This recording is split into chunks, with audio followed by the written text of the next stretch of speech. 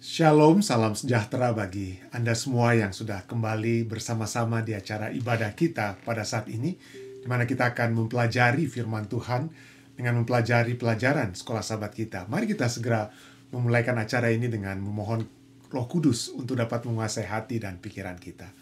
Kami datang padamu Bapa, terima kasih atas kasih setiamu yang selalu menyertai kami, kesempatan yang indah di mana Roh Kudus Engkau akan dapat menuntun kami kepada seluruh kebenaran-Mu. Dan biarlah kehendak surga yang akan menjadi fokus dalam kehidupan kami, bukan keinginan-keinginan pribadi kami, tapi kehendak-Mu yang jadi dalam kehidupan kami. Tuntunlah kami ya Roh Kudus, agar hamba-Mu dapat berkata-kata sesuai hanya dengan kehendak-Mu. Inilah doa dan permohonan yang hamba bawa Tuhan hanya dalam nama Yesus Kristus, Tuhan dan Juru Selamat menebus kami. Amin. Baik, pada saat ini kita akan bersama-sama kembali mempelajari firman Tuhan, mempelajari pelajaran sekolah sahabat kita untuk hari Selasa tanggal 4 November tahun 2025 ini. Dan seperti biasa, kita akan melihat ringkasan pelajaran yang akan kita pelajari ya. Ringkasan pelajaran yang akan kita pelajari dengan judul Pilihan yang Menentukan dalam kisah dalam Yosua pasal 7 ya. Dan mari kita lihat ringkasan pelajarannya. Dalam pelajaran hari ini Yosua kita lihat meminta Akan untuk melakukan dua hal yang penting.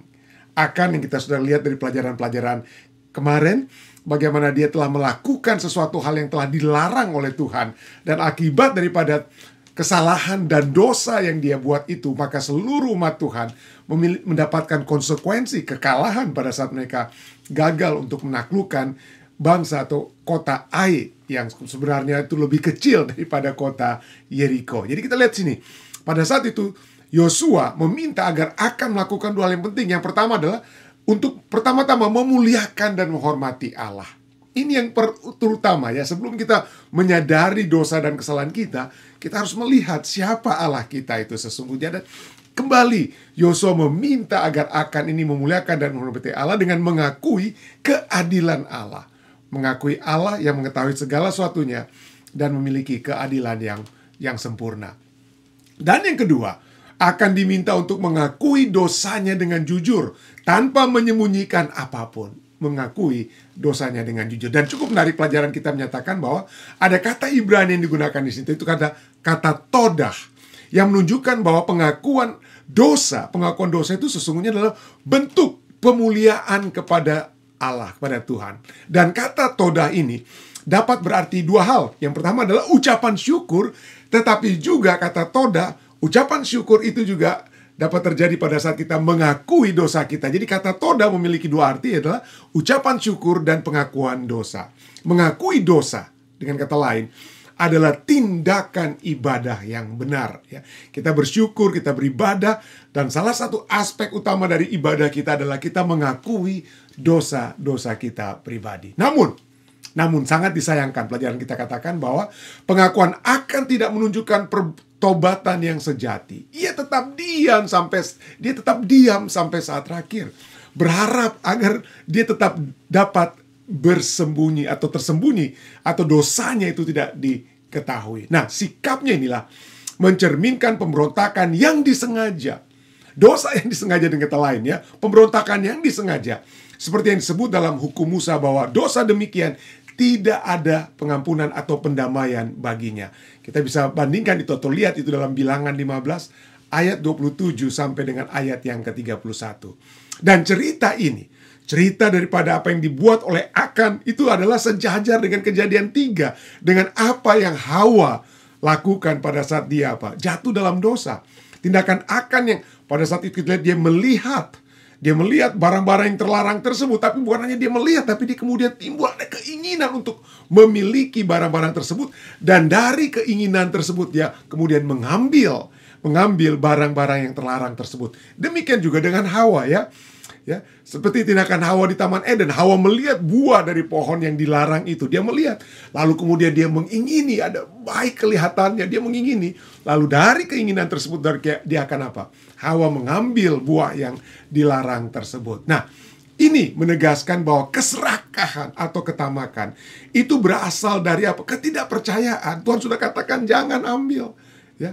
Tapi sekarang kita lihat baik Akan dan Hawa sebelumnya Mereka tidak percaya bahwa Allah sesungguhnya telah memberikan yang terbaik bagi mereka atau bagi kita juga saat ini. Ketidakpercayaan. Kita pikir, aduh, kenapa saya cuma berada dalam posisi ini? Kenapa penghasilan saya cuma sekian? Ya, kenapa tidak seperti orang lain yang lebih?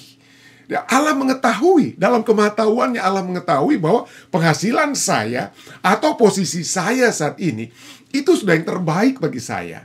Ya, tentu saja Allah, kita dapat memiliki hal-hal yang dapat kita ingin majukan dalam kehidupan kita, tapi biarlah itu disesuaikan dengan apa? Dengan kejujuran dalam satu tindakan yang mengarah kepada Allah, bukan keinginan kita untuk merasa lebih daripada orang lain dan lain sebagainya. Jadi Allah telah memberikan yang terbaik bagi kita. Dan pelajaran kita kemudian katakan bahwa ada juga bukan hanya persamaan antara Akan dan Hawa, tapi juga perbedaan. Ringkasan pelajaran kita, ada perbedaan antara Rahab, orang kafir ya, orang di kota Yeriko. Dan orang kafir ini dapat kita lihat dibandingkan dengan Akan yang orang percaya tersebut ya, sesungguhnya ya. Tapi apa kita lihat sini? Rahab dia melindungi dua pengintai Israel, sedangkan Akan mencuri barang yang terlarang ya. Kalau Rahab menyembunyikan umat Tuhan ya, kalau Akan dia menyembunyikan barang curian yang dilarang oleh Tuhan. Barang curian yang dilarang oleh Tuhan. Rahab, dia membantu kemenangan Israel. Sedangkan Akan, akibat dosanya, dia membawa kekalahan bagi umat Israel. Kalau kita lihat Rahab, dia membuat perjanjian, tolong jangan binasakan saya dan keluarga saya kalau kalian nanti datang kembali dan menghancurkan kota Yeriko ini. Dia membuat perjanjian dengan kedua mata-mata Israel. Bagaimana dengan Akan? Wah, dia melanggar perjanjian. Perjanjian Tuhan, jangan sebagai umat perjanjian ya, jangan ambil barang-barang yang ada yang ada di Yeriko yang dikhususkan bagi Tuhan, tapi dia melanggar perjanjian tersebut. Rahab menyelamatkan keluarganya, sedangkan Akan oleh sebab perbuatan dosanya dia membinasakan atau keluarganya turut dibinasakan. Rahab kemudian kita lihat namanya itu dihormati, sedangkan Akan dikenang dalam apa? Dalam kehinaan. Pelajaran bagi kita semua tentu saja ya, bahwa keserakahan itu halus ya. Keserakahan itu mungkin tidak kelihatan. Tidak ada yang bisa mengetahui kalau saya memiliki keserakahan, keinginan-keinginan yang tidak baik dalam diri saya. Tapi itu berbahaya. Yesus berkata, berjaga-jagalah dan waspadalah terhadap segala ketamakan atau keserakahan. Lukas 12 ayat 15. Saat kita memiliki hal yang sedikit maupun banyak, kita harus menjaga hati kita, menjaga motif kita. Kalau kita berada dalam kekayaan atau kemiskinan sekalipun ya, yang kita mungkin alami, tapi Tuhan mengetahui bahwa kebutuhan kita itu tentu saja dia dapat penuhi. Tapi kalau ada ketamakan-ketamakan yang lebih yang kita ingin miliki dalam diri kita, gantinya kita hanya bekerja dengan sebaik-baiknya, bekerja dengan jujur ya, dengan berintegritas, tapi sekarang kita ingin menjadi orang kaya dan akibatnya kita bisa korupsi dan lain sebagainya. Hati-hati, kita harus menjaga hati kita. Obat, pelajaran kita kemudian dapat dikatakan bahwa obat melawan keserakahan atau ketamakan adalah percaya bahwa Allah tidak menahan kebaikan dari anak-anaknya. Kalau dia melihat Anda dapat dipercayakan dengan $10.000 atau $1.000.000 atau $1 miliar dan lain sebagainya. Kalau maka itu Allah dapat apa? Allah dapat berikan. Namun ketika kita tidak percaya, ingin dengan tindakan-tindakan kita, maka disitulah masalah itu akan muncul ya. Jadi obat melawan keserakahan adalah percaya bahwa Allah tidak menahan kebaikan dari anak-anaknya. Ketika kita percaya bahwa Allah menyediakan yang terbaik, maka kita tidak akan mengambil apa yang dilarang. Pelajaran sekolah sahabat kita menyatakan bahwa dasar daripada dosa akan adalah keserakahan, ketamakan, menginginkan sesuatu yang bukan miliknya ya, menginginkan lebih untuk dirinya sendiri. Mungkin dia melihat orang-orang Israel lainnya yang ada di perkemahan Israel ya, pada saat itu, wah mereka itu memiliki lebih, saya ingin menjadi seperti mereka mungkin ya, saya ingin memiliki barang-barang yang dimiliki oleh mereka. Jadi kalau menurut Kamus Besar Bahasa Indonesia ya, katakan bahwa kata tamak selalu ingin beroleh banyak untuk diri sendiri. Loba dan serakah. Jadi tamak dan serakah itu sama ya dalam bahasa Indonesia. Ketamakan artinya apa ya? Keinginan untuk selalu memperoleh harta dan sebagainya, sebanyak-banyaknya. Jadi kita memberikan nilai itu kepada barang, ya, benda, ya, bukan kepada kepribadian orang lain. Tapi kalau kita melihat orang lain, yang kita inginkan itu adalah apa? Bendanya, ya. Dan inilah kita berada dalam satu dunia gitu, dibombardir kita, ya. Kalau kita buka televisi atau buka sosial media, kita melihat influencer yang mencoba memberikan pengaruh agar Anda memiliki barang ini, memiliki mobil ini, memiliki ini dan itu, ya. Kita dipenuhi dengan advertensi, dan betul, ya. Ada penyelidikan yang sudah menyatakan bagaimana advertensi ataupun influencer itu telah membawa kita untuk mengingini sesuatu, ya. Mengingini sesuatu. Dan itulah, ya, keberadaan konsumerisme di Amerika Serikat ini contoh. Dan di mana saja saya percaya, bukan hanya di Amerika Serikat. Kita diminta untuk, waduh, kalau kamu tidak punya mobil yang baru ini, tidak punya baju ini, tidak punya benda ini, wah, kamu akan ketinggalan. Kamu tidak akan menjadi seseorang yang dapat dipandang, dihormati. Tapi kalau kamu memiliki mobil ini dan itu, maka kamu akan menjadi orang yang dihormati. Orang akan berpaling melihat engkau dan lain sebagainya. Itulah advertensi yang mengajak kita untuk memiliki barang demi barang yang ditawarkan, yang hanya untuk sementara dalam dunia ini. Dan inilah, ya, masalah dengan ketamakan atau keserakahan itu adalah keinginan luar biasa pada kekayaan atau kepemilikan yang sesungguhnya bukan milik kita atau belum menjadi milik kita, ya. Sesuatu yang mungkin dimiliki oleh orang lain, tapi kita ingin dengan keinginan yang luar biasa. Nah, masalah daripada ketamakan adalah kita lebih memberikan nilai harga kepada barang atau kepemilikan orang lain daripada kepada pribadi orang lain tersebut. Dan masalah utama daripada ketamakan adalah kita lebih memberikan nilai, kita lebih memberikan harga kepada ciptaan daripada pencipta, ya. Barang daripada pemberi barang, yaitu Allah itu sendiri, kata lainnya. Kolose 3:5 katakan, karena itu matikanlah dalam dirimu segala sesuatu yang duniawi, yaitu percabulan, kenajisan, hawa jahat, nafsu jahat, dan juga keserakahan, yang sama dengan penyembahan berhala, ya. Keserakahan, keinginan, itu penyembahan berhala. Tidak heran itu ada hubungan antara pada hukum yang pertama, jangan ada padamu ilah lain di hadapanku. Jangan sampai ada apa, kita penyembah berhala, ada ilah-ilah yang kita sembah.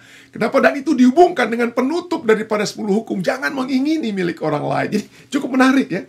Cukup menarik bahwa ketamakan yang secara spesifik dituliskan dalam hukum ke-10, hukum terakhir, ya. Dalam Keluaran 20:17 ini, hukum terakhir itu menunjukkan save the best for the last. Bukan berarti yang lainnya tidak best, ya. Tapi poinnya adalah, boleh kita katakan bahwa inilah yang mencakup, merangkumkan seluruh, ya, kehendak Tuhan dari ke-10 firman Tuhan tersebut. Hukum ke-10 terakhir dalam Keluaran 20:17 katakan apa? Jangan memingini rumah sesamamu. Jangan mengingini istrinya, atau hambanya laki-laki, atau hambanya perempuan, atau lembunya, atau keledainya, atau apapun yang dipunyai oleh sesamamu. Jangan mengingini. Nah, kenapa ini sangat yang diletakkan sebagai hukum yang terakhir, ya? Karena ini, ketamakan ini adalah keinginan yang luar biasa ini adalah akar segala kejahatan, ya. Kalau kita lihat hukum pertama sampai 9 itu adalah hukum-hukum tindakan, ya. Kita melakukan ini dan itu, kelihatan, ya. Kita memiliki ilah-ilah lain yang kemudian kita sembah, kita menyebut nama Tuhan, itu tindakan, ya. Kita tidak menghormati hari kudus Tuhan, ya. Kita tidak menghormati orang tua, itu tindakan demi tindakan. Tetapi hukum ke-10 itu tidak bukan apa, kita mengingini itu bukan tindakan, dengan kata itu ada dalam apa, batin kita, dari dalam diri dan jiwa kita. Itu berurusan dengan apa? Motif dan keinginan. Jadi semua dosa-dosa yang dilarang di hukum 1 sampai 9 itu berakar dari apa? Keinginan, ya. Keinginan, kita menginginkan sesuatu daripada yang di luar apa yang dikehendaki oleh Tuhan, ya. Dan tidak heran, ya. William Penn katakan bahwa ketamakan adalah monster terbesar, sekaligus akar dari segala apa? Akar daripada segala kejahatan. Itulah sebabnya Yesus mengamarkan kita hati-hati terhadap ketamakan. Lukas 12:15 katakan apa? Katanya lagi kepada mereka, berjaga-jagalah dan waspadalah terhadap segala ketamakan. Sebab walaupun seorang berlimpah-limpah hartanya, hidupnya tidaklah tergantung daripada kekayaannya itu. Kita lahir tidak memiliki apa-apa. Dan kalau kita mati sekalipun, kita tidak akan membawa apa-apa yang sudah kita akumulasi selama kita hidup ya.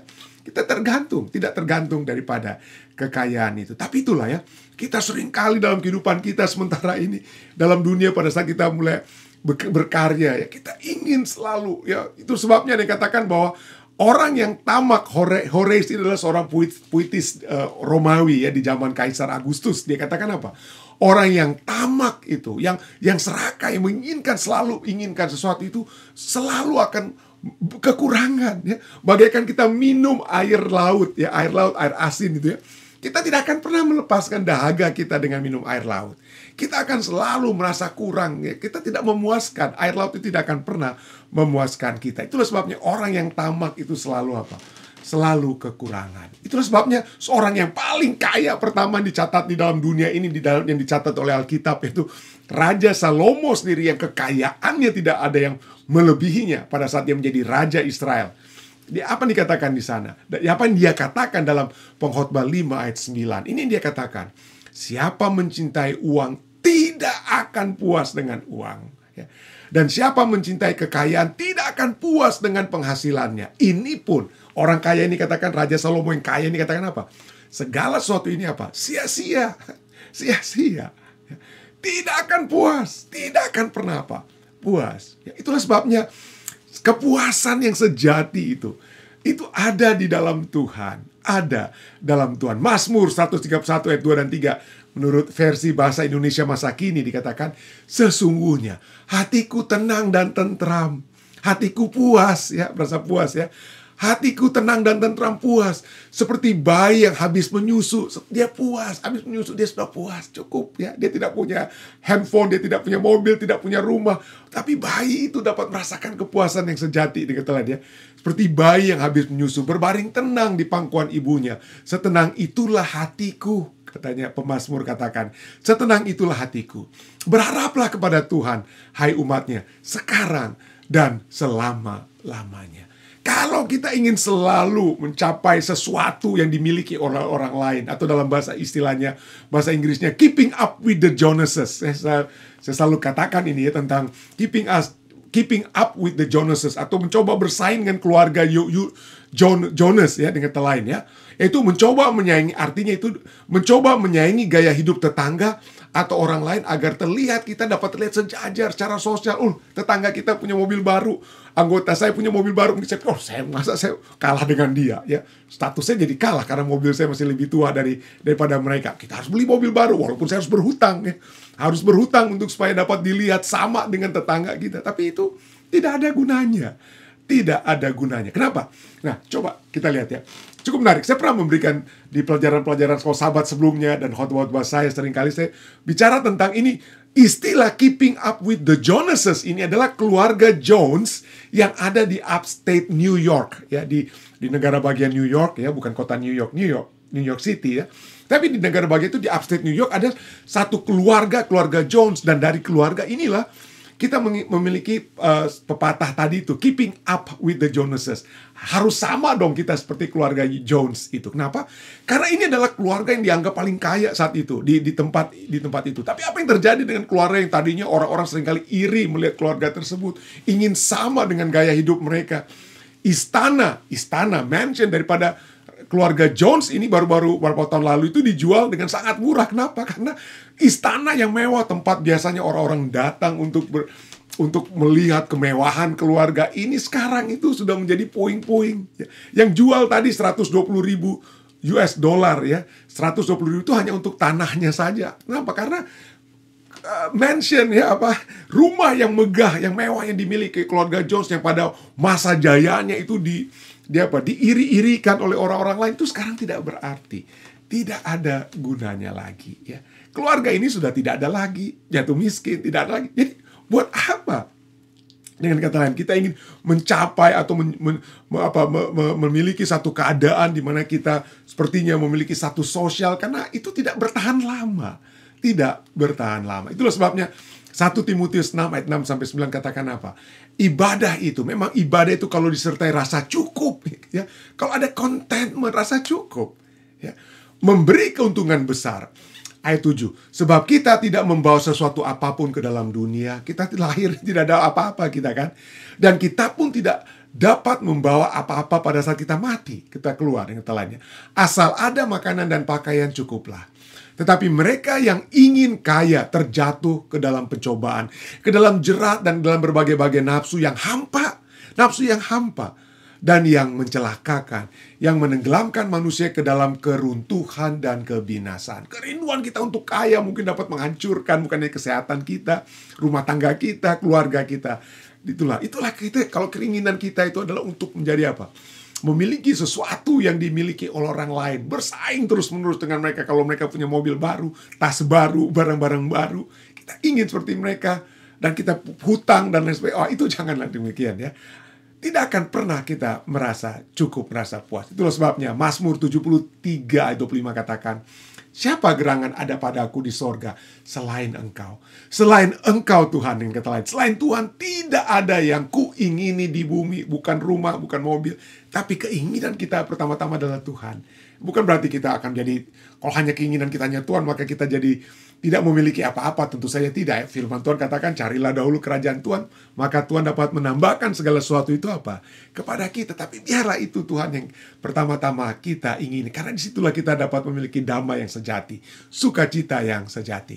Ibrani 3:5 katakan, janganlah kamu menjadi hamba uang, dan cukupkanlah dirimu dengan apa yang ada padamu. Jangan ingin yang lebih. Kalau Tuhan sudah percayakan saya dengan ini, puji Tuhan. Ya, puji Tuhan, bersyukur segala sesuatu.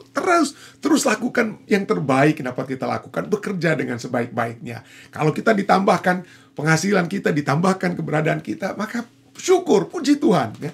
Cukupkanlah dengan apa yang ada padamu. Jangan inginkan sesuatu sampai kita harus berhutang untuk memiliki barang-barang dan lain sebagainya tersebut. Iya, cukupkanlah dirimu dengan apa yang ada padamu. Karena Allah telah berfirman, aku sekali-sekali tidak akan membiarkan engkau. Dan aku sekali-sekali tidak akan meninggalkan engkau. Tuhan tidak akan membiarkan.